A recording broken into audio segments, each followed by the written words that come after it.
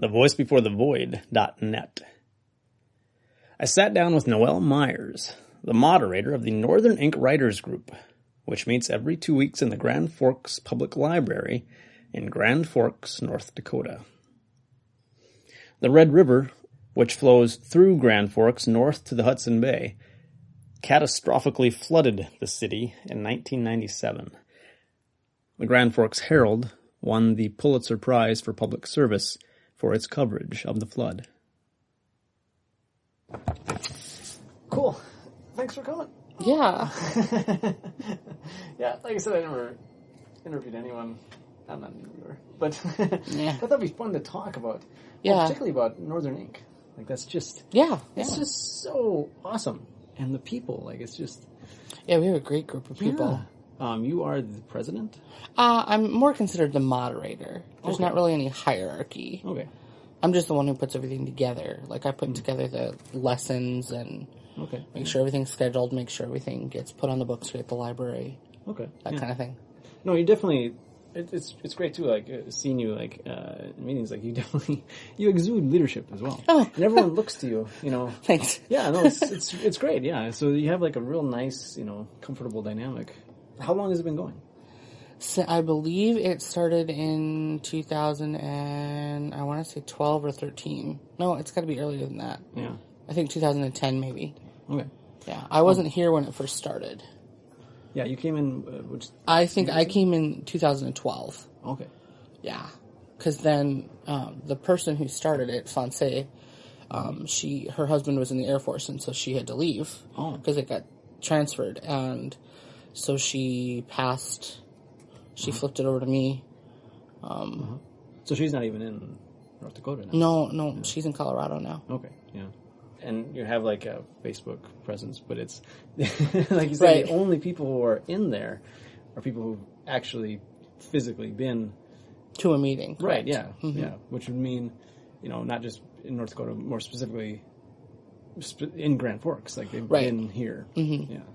So it's a real small and real group then. Yeah. Yeah. Yeah, we keep it that way on purpose, just for, proprietary reasons, and some people have, privacy concerns. Yeah.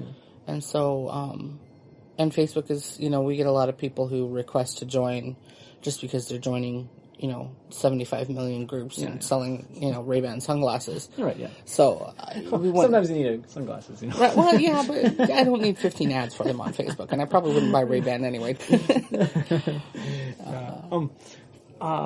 So what has the group done previously, like, as like events or publications? Have you done anything? We haven't done anything yet. We are working on the anthology now. Yeah. So we have that anthology going now. And I think it's the most exciting thing. Like for the Everybody's super excited Yeah. about it, yeah. Some of our writers have been published. Yeah. One of them has been published in Chicken Soup for the Soul. Oh, wow. For writers, in fact. Yeah, that's kind of fun. And another one has several genre books out in her genre. Is that Tegan? Tegan Loy, yep. And then Brenda has been published in some, magazines and stuff. Brenda writes horror, and so she's been published in some things like that, which is really fun. I believe Tim has been published in a few magazines. He's former police officer? No, that's Greg. That's Greg. Oh, Yeah, Greg is the former police officer. I believe Tim worked at UND. Okay. He's an older gentleman. I think Greg is published as well, though. Is he? I think so, yeah. He hasn't made that super known in the group, but Yeah. And how about Rob? Is he published as well? I not that I've heard. Oh, okay. I believe the manuscript he's working on now is his first. Oh, okay. We've got a screenwriter, we've got fantasy writers, we've got YA writers, we've got adult writers, we've got poetry writers. One of the girls who can't make the meetings very often, but she is a poet. She's been published in many publications, both online and paper, with her poetry. She also runs the Laughing Girls Poetry Group. Oh, what's that? It's a couple, her and her sister have started they go to, like, coffee houses, and they have poetry events where they do readings, Really? and stuff like that. Yep, they're on Facebook too, so you can check them out. And they're in Grand Forks. Yeah, Grand Forks and Fargo. In Fargo. They go. They kind of split between the two because one sister's in Fargo, one sister's in. Oh my gosh, here in Grand great. Forks. Yeah, so it's kind of awesome. Wow. They had a Christmas event that was pretty fun that I was able to go to in Fargo, and that was a lot of fun. A lot of times their meetings, their Laughing Girl poetry readings coincide with our writers group meetings, so it makes it a little difficult, but. So it's really cool. Oh my gosh. Yeah, no, I'm really impressed with like just the professionalism of the group and the competency as well. Yeah. We have a lot of fun with it, and the whole purpose of the group itself is to grow our craft. And we can do that by coming together and everybody sharing what they learn. Tegan shares a lot of just basic nuts and bolts information, and she's one who's kind of got her thumb in the actual publishing scene, so she can share a lot of information about that.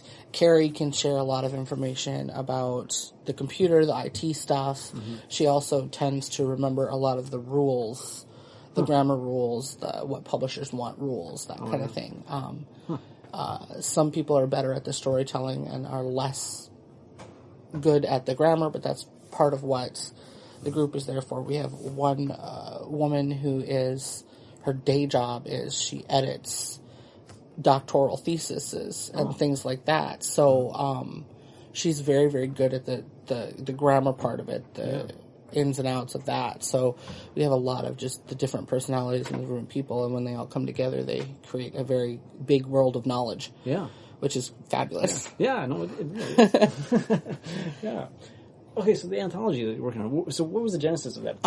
Some of our members have been published in other anthologies, and we've all of us, I believe, have, entered things for publication in anthologies.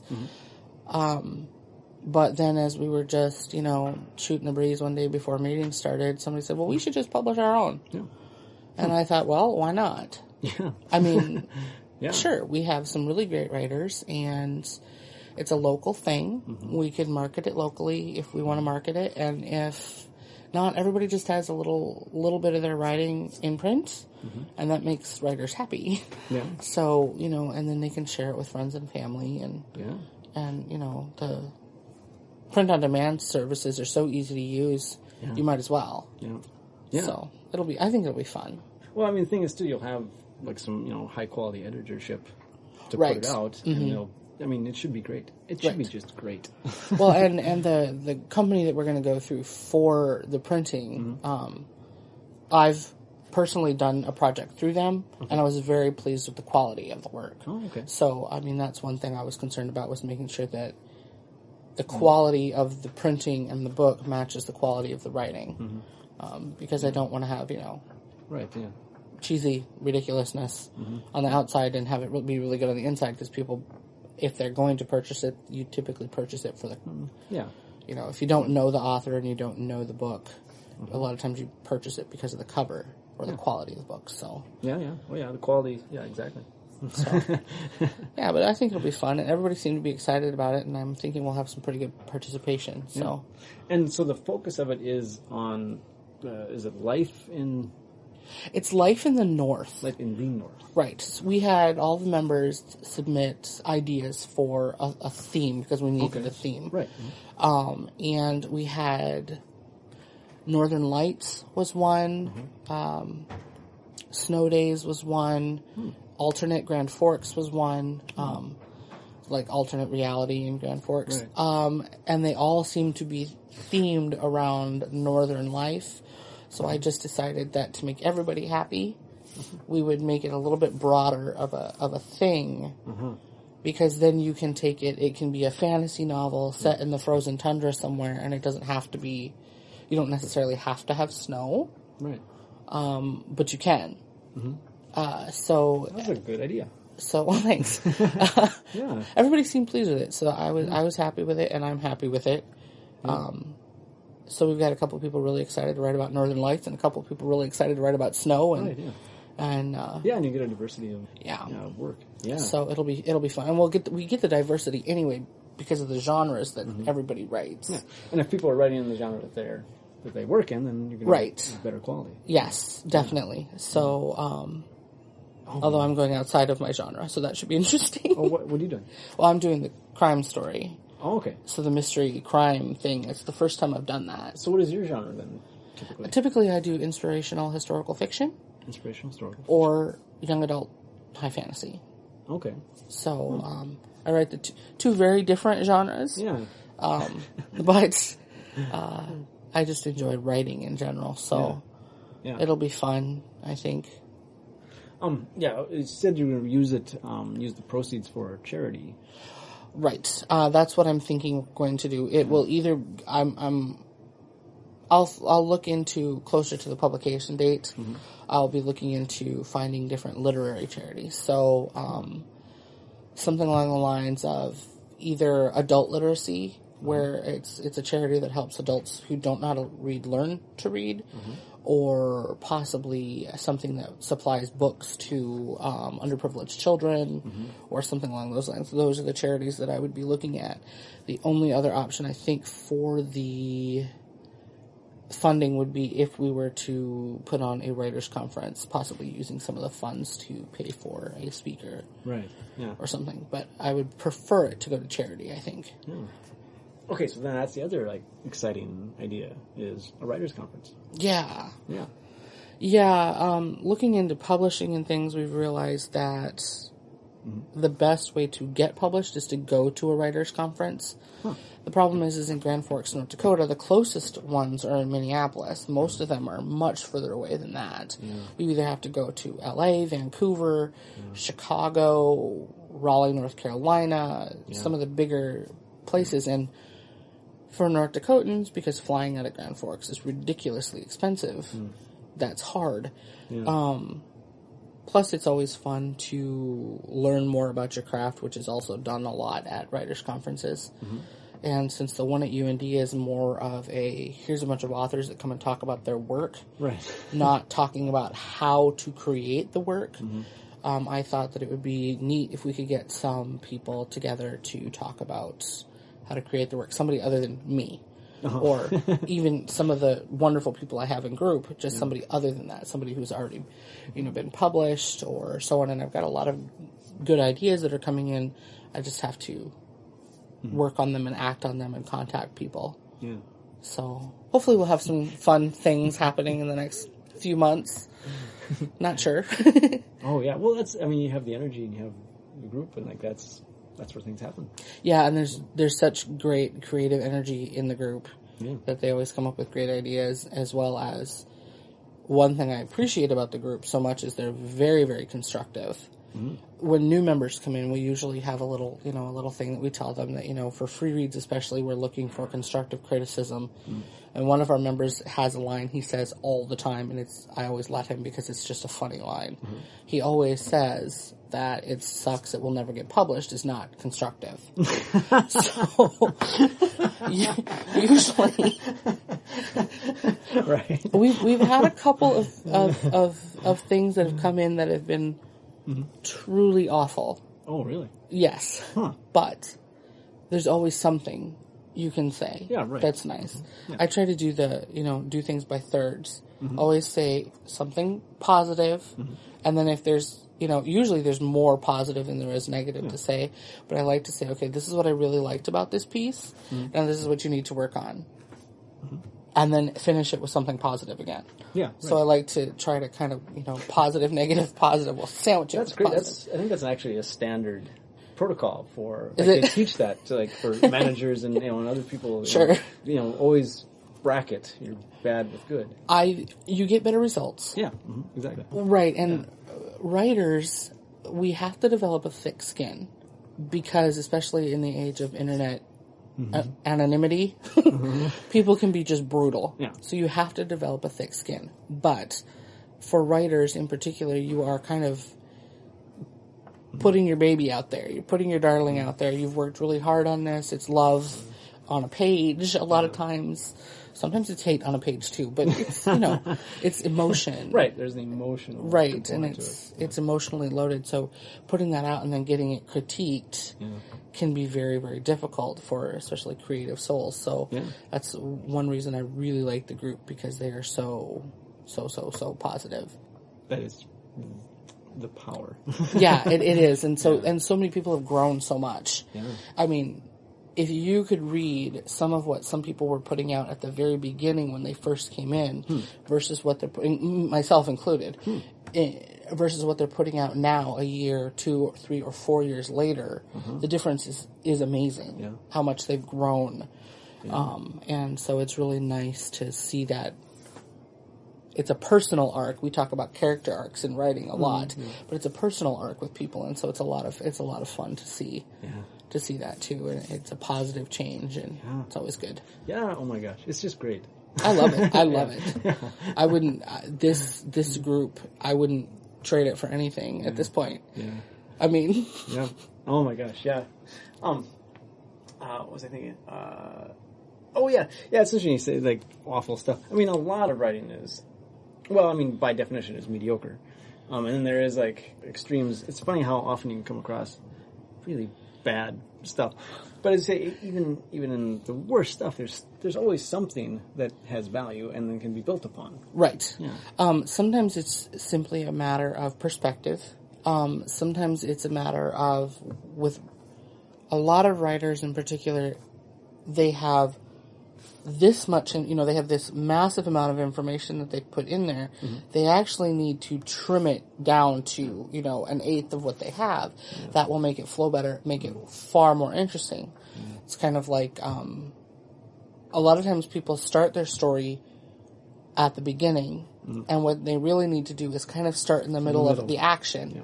So, there's a lot of that. Some of that setup just needs to kind of go away, and then all of a sudden it's better. Sometimes people want to create something new, like a new genre. Really? Yeah. We had one, yeah.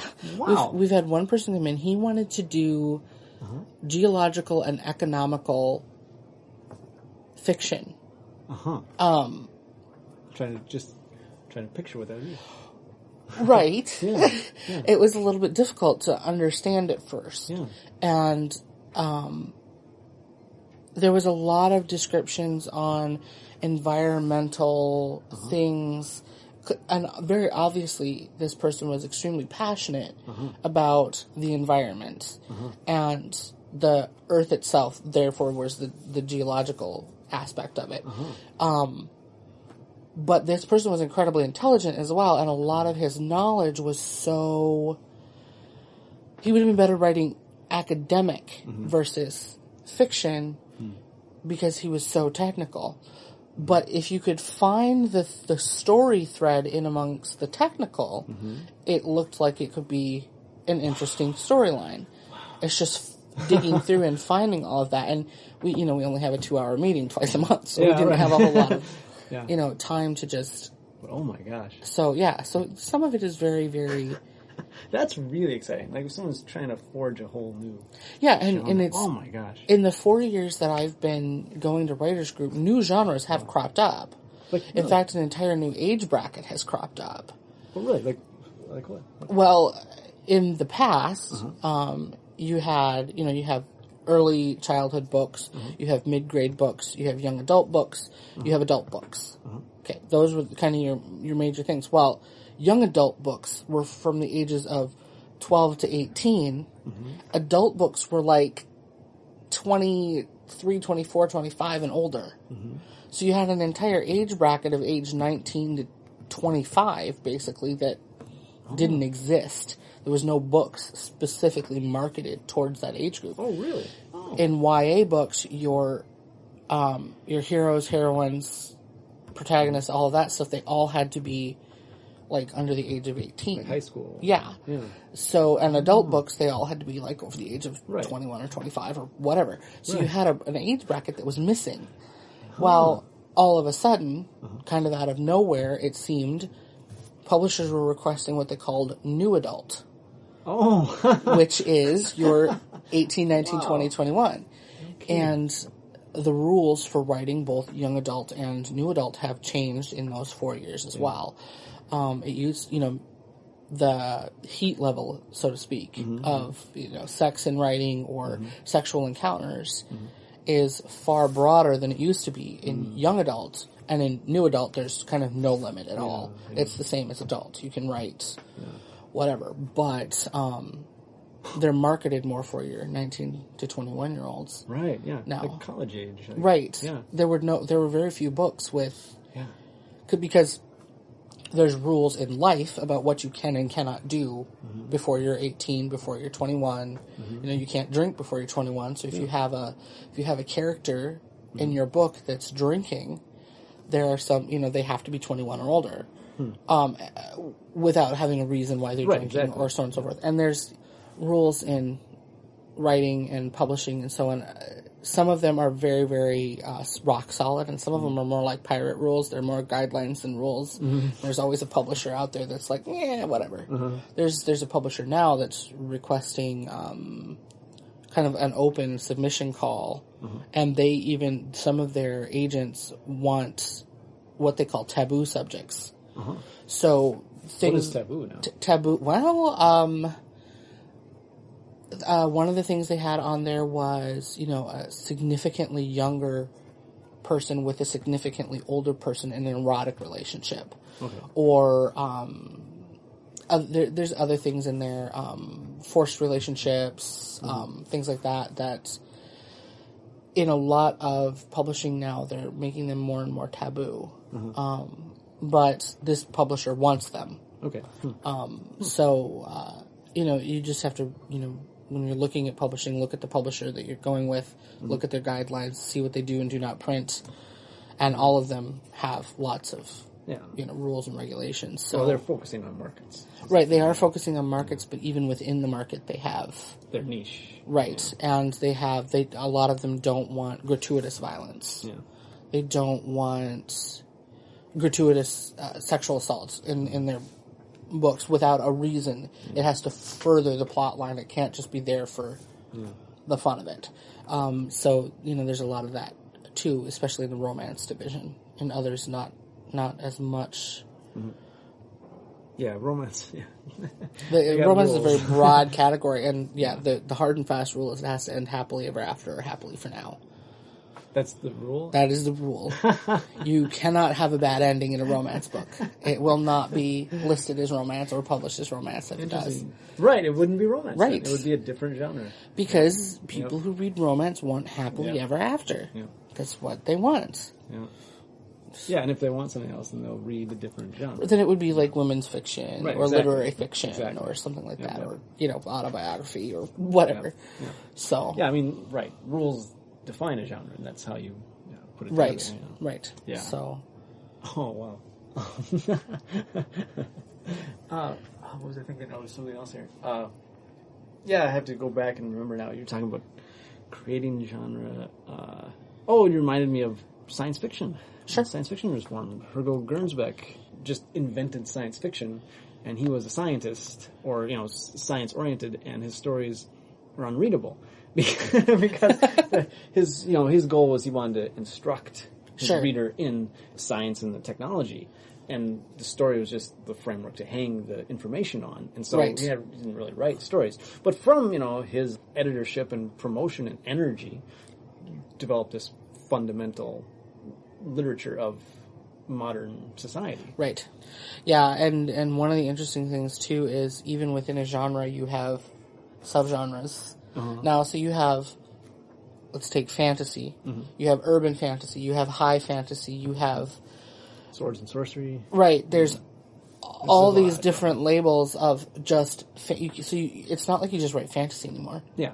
And then there's steampunk and there's all of this kind of stuff and the same with science fiction. There are there's like 20 different punks. Right. They want the military science fiction or they want the planetary or hard science space or so all of that kind of stuff. Space opera. Yeah, it goes on and on. Yeah, and there's at any given time there's anthologies out there that have calls for military science fiction, urban fantasy, retold fairy tales. Retold fairy tales are actually extremely popular right now. Right. Yeah. So, and a lot of times it's kind of like you just have the luck of the draw with what you've already written, if it's what they're wanting right now, because by the time you write what they're wanting right now, they've moved on to something else. Yeah. Yeah. So, well, I've heard that as standard advice for writing specifically, like, write what you want to write. Right. And don't worry about, the fads, because if you do that and you keep doing it and you do it better and better and better, then it's going to have its own value just for being a high quality thing that you make. Correct, yeah. Well, and you grow as a writer, and I mean, that's half the purpose of life, is to grow and be the best you can at something anyway. What's the other half? Well, things like helping others, world peace, that kind of thing. Okay. Those are all lumped in the other half. Sure. But, yeah, we focus in Northern Ink on just kind of growing ourselves into being better writers. Yeah. And by being better writers, by being a better writer myself, I find that I have a better understanding of people in general. I find that I have a better, just because I'm growing at something and I feel like I'm accomplishing something that helps me out in kind of the rest of my life as well. So it's always a nice thing. I always look forward to coming to meetings, always. Yeah. Like, there has to be something major to keep me away from a meeting. Yeah. So, which is always nice to have something to look forward to, too. So great. Well, yeah, I mean, that's great people, lots of fun. Yeah. We laugh a lot. Yeah. Yeah, it's a treasure, like what you've got here. And Fonse started it all. I mean, I can't say enough about her. She was amazing. She was far more organized than I am. Oh, really? Well, what is she doing now then in Colorado? Is she writing like another group? I don't believe she started another group. When she left here, she had a new baby, and between moving and new baby, and so she has a very energetic toddler now who is she's chasing all over. She is still writing. Okay. I just don't know that she started another writers group. Right. Even she had started one every place they'd ever been, as well as I can recollect. Oh, wow. And she said this one here is just pretty special. Yeah. You don't come across a group of people like what we have upstairs. Yeah. They're just amazing people. Oh, yeah. Yeah, I think so, too. Yeah, I've been to a number of groups, and yeah, it's just really impressive. Yeah. I like them. They're all fabulous people. Yeah. Yeah. Grand Forks, North Dakota. Right? I know. I know. Little podunk town in the middle of nowhere. Well, not quite, but compared to, say, Kansas City, UND is here, and UND is UND and the Grand Forks Air Force Base. Yeah. They're major things. Between the two of them, yeah. They bring a lot of people through. Yeah. And there's a lot of high expertise in certain areas. And, it is a place. Yeah. Well, the aviation is the... Aviation and, the Air Force Base. Edmund Sports up here. That's true too. Yeah, right. UND hockey is pretty big around here. Yeah. And there's Fargo. And then there's Fargo. And the team that shall not be named. I know. Yeah. Oh my god. Yeah, I don't know about the UND and the NDSU rivalry. It's like the biggest rivalry between the two schools that they have, I think, with any other school. It always feels a little bit incestuous because they're both in North Dakota and they're like 60 miles from each other. Well, you've also got your the Gophers, which is the Minnesota Gophers versus the... That is a rivalry, yeah. But still, that UND-NDSU one is the big one. In high school, a friend of mine bought me a pair of mittens that were NDSU mittens. Mm-hmm. And I had 4 other people volunteer to buy me gloves because they didn't want me wearing the NDSU mittens. Well, they even have the same colors. It's what, green and white and green and yellow? Mm-hmm. It's like, oh my gosh. I think as long as people keep it civil, I'm cool with it. Yeah. You can have it's still pretty North Dakotan. North Dakota nice most of the time. We had a couple of incidents, but most of the time it's pretty nice. Yeah, they haven't burned down downtown yet. It's not like soccer where... They're throwing flares onto the field like they were on the news the other night. Soccer's serious. Well, it's still the same thing. They're still kicking a ball from one end of the field to the other. Yep. Playing with balls. Pretty much. It's not anything that changes the world.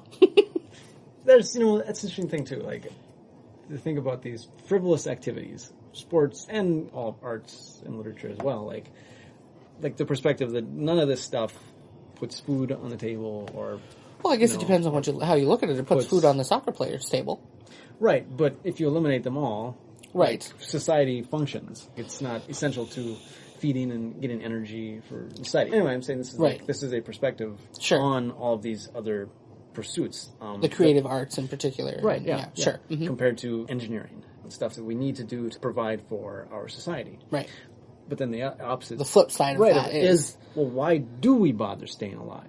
Why do we, feed ourselves? What's the purpose? Well, it's to achieve beauty and art and sports and all these things that are not essential, but that's why we stay alive. Right.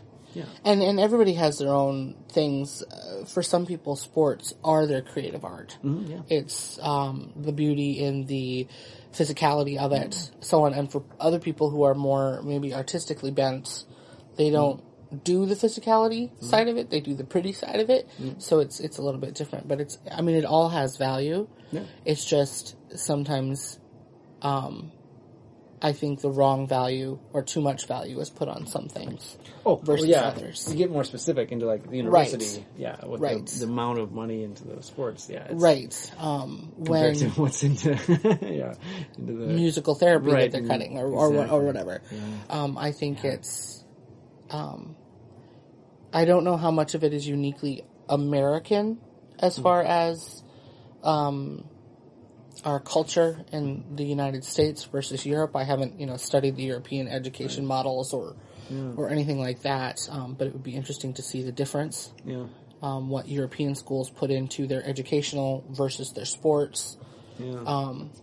I think a lot of people also forget that the United States, as powerful as the United States is, we're still a very young country.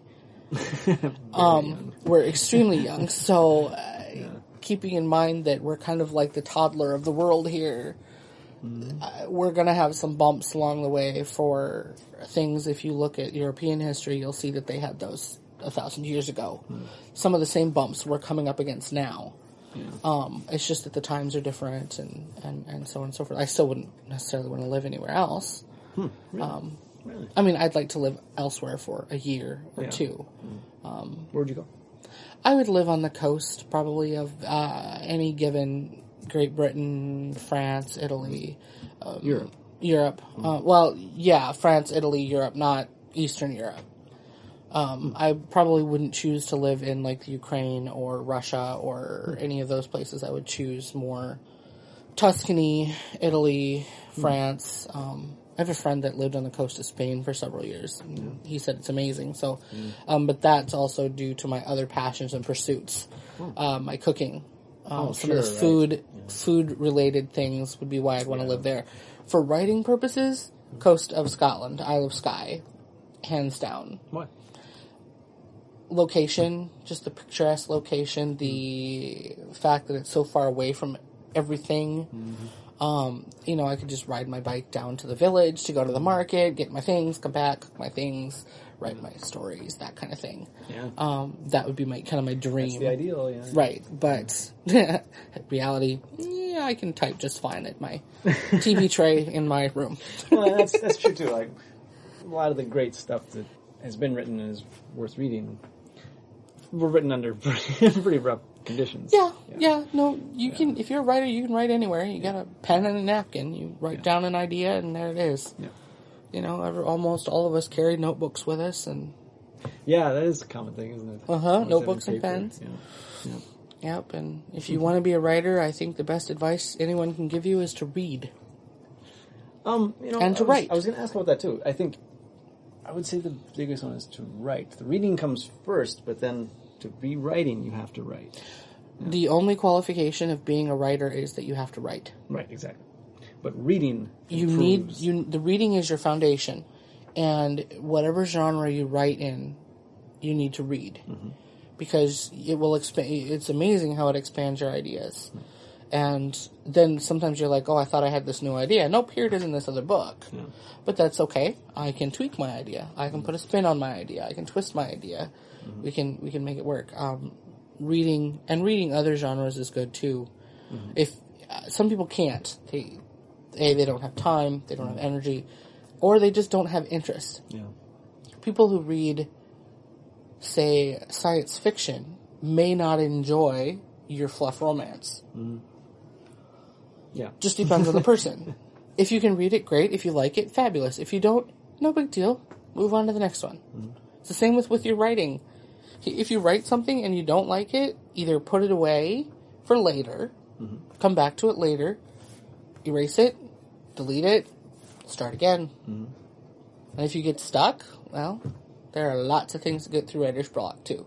You know, there's Written Kitten or Write or Die or Written Kitten. Mm-hmm. Written Kitten is a website where you type into a little window, and if you type up to a certain amount of words, and a kitten picture pops up, a cute kitten picture. So like every 500 words you write, a cute kitten picture pops up. So that's a fun one. And then Write or Die is you also have the same thing where you type into a window, but if you don't type fast enough, or if you stop for any period of time, your screen starts to flash like warning signs, really? And then it starts like throwing this alarm at you, and then it like your screen will get covered in spiders and you die. So everything goes black, and then you click on it and it pops up and your writing is still all there. So you can do that when you're stuck. Oh my gosh, that's great! It's so fun.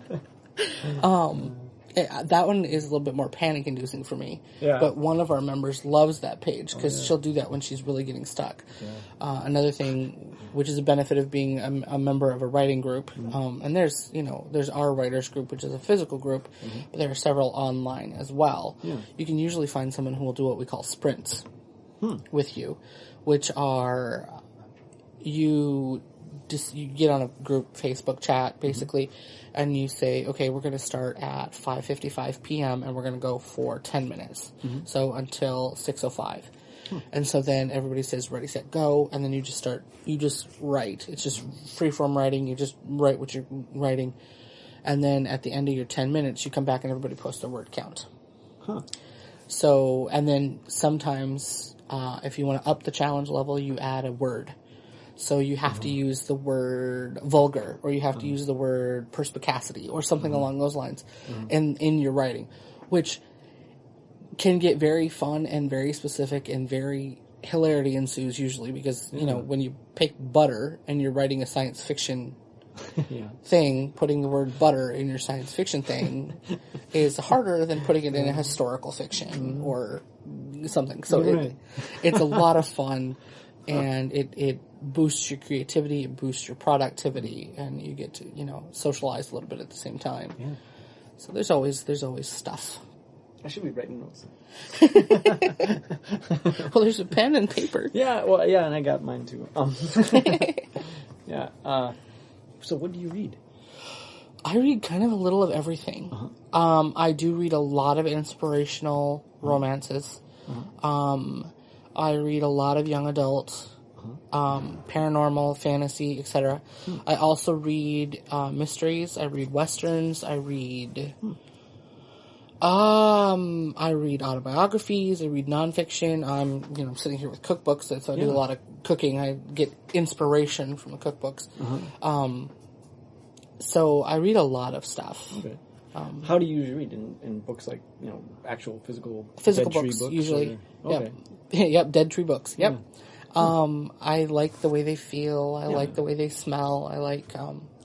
Is that all you read? You don't read anything online? Or? I do. I do read online. I have a Nook. It's probably deader than a doornail right now. It hasn't been charged in months. Okay. I take my Nook with me when I'm traveling. Like when I went to Ukraine, I took it so that I would have some access to reading material that was not, so I don't have to, you know, bring a trunk of books along. Yeah.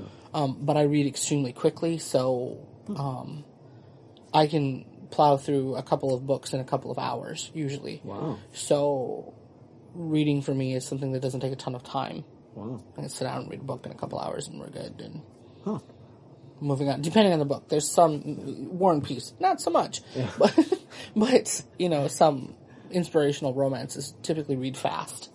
young adult romances typically read fast for me, so I can do quite a few. But yeah, I read a little bit of everything, and if it's something, I don't read all levels of, say, romance. I don't read all genres of romance, but I do read romance. Some of it just isn't interesting to me, and some of it, for my own personal tastes, I just don't enjoy that particular type of romance or that particular type of paranormal fiction or whatever, depending on the whatever's in it. But I'm almost always willing to try something. Like if a new genre comes out, I'm like, oh, I'll give that a go. Do I like it?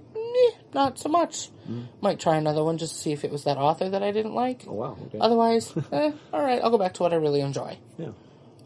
Because, there's only 24 hours in the day. You can only do so much. What's your favorite books? Oh, that's hard. What genre? Is there a book you ever return to, or? I reread books all the time. Okay. I really, really enjoy antique children's books. I have a collection of books that were written from 1910 to 1930. Yeah. They're called Ruth Fielding. And so they're about a young girl. They're really well written. They've got interesting words that you don't see used anymore. I really like antique children's books. I have a series called Dave Dawson Dave Dawson was my favorite one of that series is Dave Dawson with the Commandos. He and his friend join the Commandos, and they go overseas and they fight during World War II, and it's a fabulous adventure book. And I have favorite authors that I read all the time. I just like a well-written book. Typically, I like to see a strong heroine. I don't necessarily want to see everybody needing to be rescued all the time. I want them to rescue themselves a little bit. Although everybody has their own vulnerabilities, so that's one thing to see. I always want a happy ending. Okay. Always. So anything that doesn't have a happy ending, I don't like. So when the main character dies, I am not a happy fan. Oh, really? Not at all. So you don't read a lot of horror, then? No. That's one genre I do not read a lot of. My horror tastes run to, like, Creature of the Black Lagoon from the 1940s. Oh, okay. Or The Wasp Women from the 1960s. That's about as horror as I go. Okay. Although some science fiction has some levels of horror. Oh, yeah. And that's...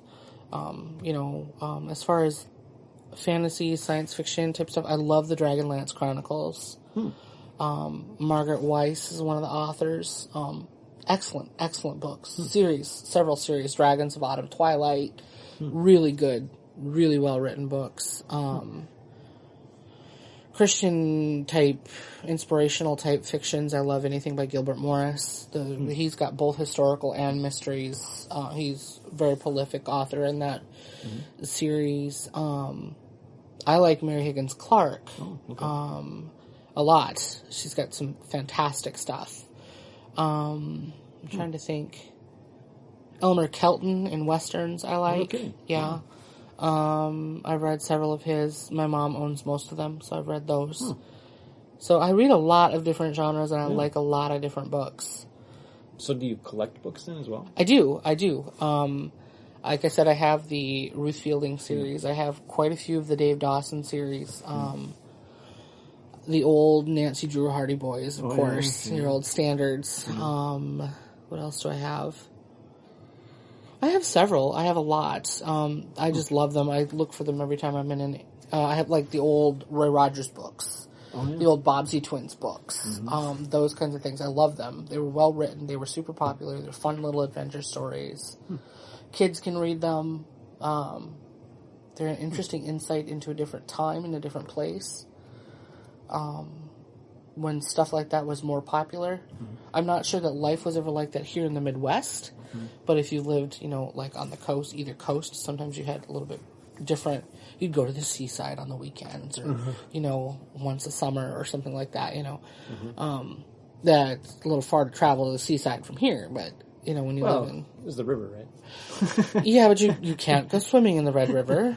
It's dangerous. Don't do it. So, I love those old books. Anything that's I have some old autobiographies. Oh, yeah. I have one that's one of the first women who ever stepped foot on one of the poles. I can't remember if it's the North or South Pole. She went with her father on a sailing ship. And she wrote a little book about it. And it was published in 1894, and I have it. Oh, cool. I found it for 10 cents at a garage sale. Yeah, wow. Right? Yeah, it's interesting that period we're in with books where the Dead Tree books just lost all of their value. And so then they were just everywhere and people just throwing them away and burning them. And now it's beginning to see, these things, these things are awesome. Right. And we want them, and now there's fewer of them around. Right. Well, like here, I remember the school that I went to had a published set of Dickens, leather bound, from the late 1800s. Really? We lost them in the flood. Oh, yeah. The flood destroyed a lot of stuff like that. So when you can find it, especially around here, it's amazing. Yeah. The antique stores around here are completely different than the antique stores, say, on the East Coast. Oh, yeah. This is way younger. Right. Yeah. And the difference between, down south versus East Coast versus here. I have never been to the West Coast, but for antique stores and things are intriguing for sure. Yeah, it's a big difference. Huge. Yeah. And, so is that where you do your book searching then, at physical stores? I do usually. That's where I'm going to find them more. Sometimes I look at them on the swap shelf here. I just found a Pearl S. Buck book on the swap shelf here that's in really nice condition. And so, I snatched it because the swap shelf here frequently gets stuff. And they it's interesting the stuff that'll go through like a shelf like that. Yeah. So that's always kind of fun to find one of those treasures and run it home and be all excited about it.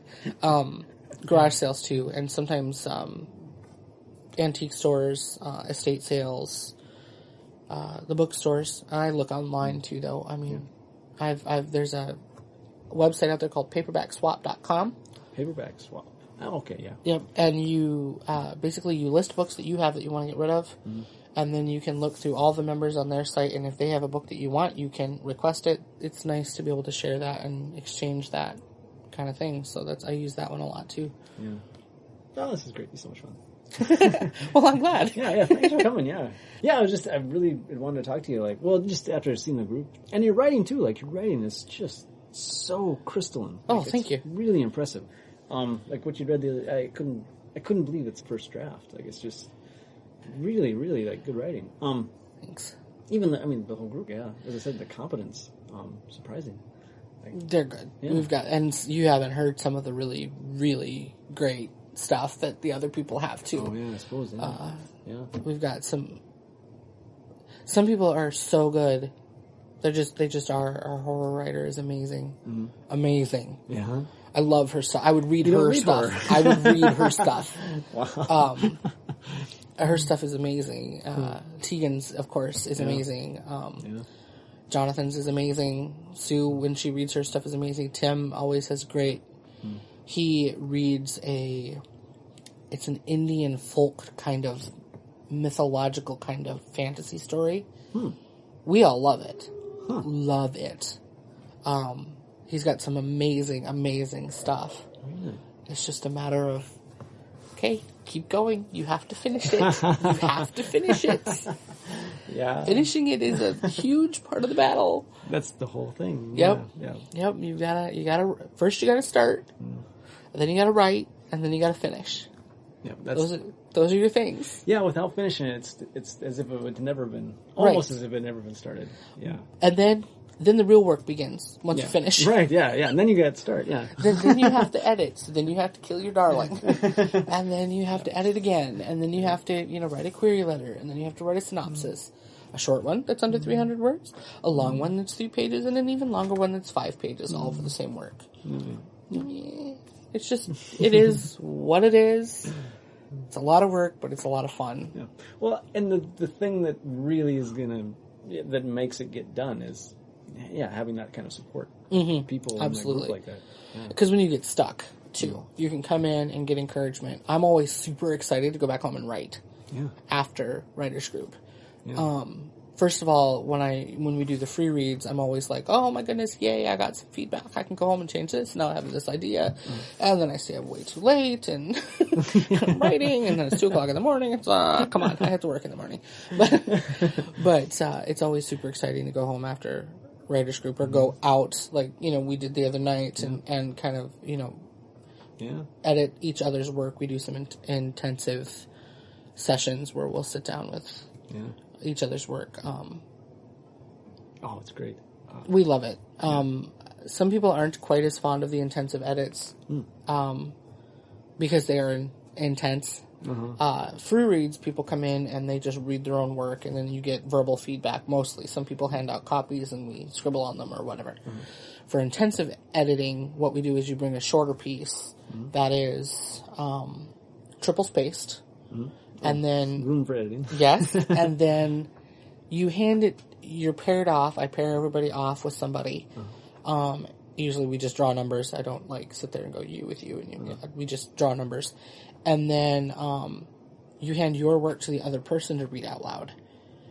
Because reading your work out loud yourself is one way to kind of self-edit. But having someone else read your work, they don't know the tone. They don't hear your characters like you do. They don't hear the dialogue like you do in your head. So they can only read what's on the page. So then okay, that's not how I wanted that to sound, or that came across as creepy. I did not want that to come across as creepy. So then I need to change something in the setup for the dialogue or the tonality of the dialogue or whatever. So then you can hear that, and the person reading it can write their own thoughts on it too. So it creates some very interesting that's really great feedback, and it's a lot of fun. I think I really enjoy it because I get to read somebody else's work out loud, and they're like, "That's not what I wanted that to say." And then they scribble a note, and I scribble something over here, and it's just a lot of fun. And you get to know people a little bit better, and their writing a little bit better, and your own writing a little bit better. So we enjoy that. So we have the free reads, and then we have the lessons. So our next one is July 4th, 6th, not the 4th, it's the 6th. And it'll be beginnings and endings. So we'll talk about how to begin your book and how to end your book. Because they're, like we talked about earlier, you need to kind of sort of begin in the middle of action. Some people say you shouldn't start with dialogue. Some people have no problem with starting with dialogue. But kind of the only real hard and fast anything is you have usually 1 to 2 pages to grab your readers. Sometimes it's 1 to 2 sentences to grab your readers. I think it's, so you kind of have to immediately get their attention. Hi. Sorry, I'll just be a minute. No problem. Can you check books out of this room? No. Unfortunately not. So where did that come from? This one? Yeah. This is a new copy. Oh, okay, I see. Is that the Flood book? It is, yeah. It's called Under the Whelming Tide. Yep. It's all big. I recognize the cover. No kidding. Yeah. That's about what year? 97? 97 Flood? Yep. Really? Yeah. It's, I remember when that book came out. When did it come out? I think in 1998. 97? Oh, okay. It's got probably the Herald pictures. The Herald won a Pulitzer that year because of all the flood coverage. I didn't know that. Yeah. Wow. Yeah.